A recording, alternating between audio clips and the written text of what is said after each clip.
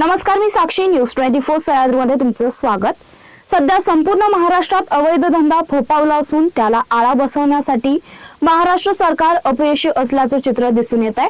मात्र संपूर्ण महाराष्ट्रात अहिल्यानगर जिल्ह्याचा अवैध धंद्यात प्रथम क्रमांक असल्याने विधिमंडळ हिवाळी अधिवेशनात हा चर्चेचा विषय ठरला. या बाबतीत अधिक असं की अहिल्यानगरातील कोपरगावातील अवैध धंदे वाढले असून ते त्वरित बंद करण्यात यावे, याकरिता कोपरगावचे आमदार आशुतोष काळे यांनी मुख्यमंत्री देवेंद्र फडणवीस व उपमुख्यमंत्री अजित पवार यांना स्वतः भेटून अवैध धंदे बंद करावे याकरिता निवेदन दिलं. काल विधिमंडळात संगमनेरचे आमदार अमोल खताळ यांनी अवैध धंद्याबाबत मोठा गौप्यस्फोट केला. त्यात त्यांनी संगमनेर शहरात असलेले सुकेवाडी येथे नाशिक येथील अंमली पदार्थ विरोधी पथकाने तुषार उत्तम पडवळ यांच्या बंद घरावर छापा टाकून सुमारे 300 किलो गांजा जप्त केला असून दुसरी कारवाई आशिष मेहर या ड्रग माफियावर करण्यात आली आहे. याची सभागृहात माहिती दिली. तसेच याला आळा बसवण्यासाठी विशेष पथक नेमण्यात यावे.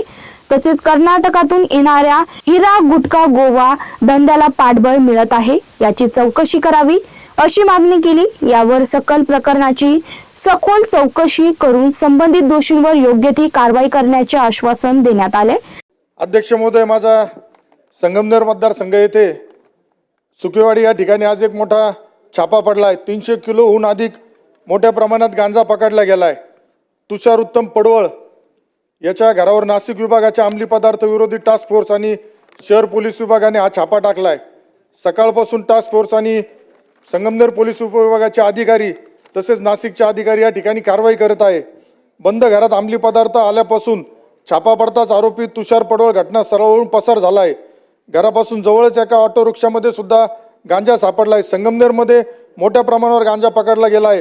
अध्यक्ष महोदय, माझी सरकारला विनंती आहे, संगमनेर शहर व ग्रामीण भागात अंमली पदार्थाची तस्करी करणारे, सप्लायर, विक्री करणारे यांचा तपास लावण्यासाठी विशेष पोलीस टीम नेमण्यात यावी. जे कोणी दोषी असतील त्यांच्यावर विद्यमान कायद्याअंतर्गत कठोर कारवाई करावी.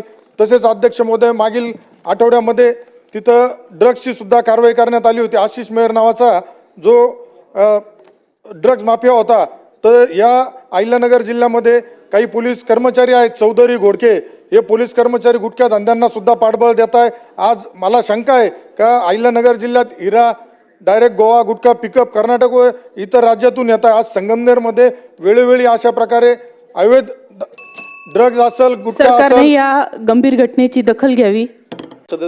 या बातमीचा इथेच थांबतोय. तुम्ही पाहता न्यूज 24 सह्याद्री.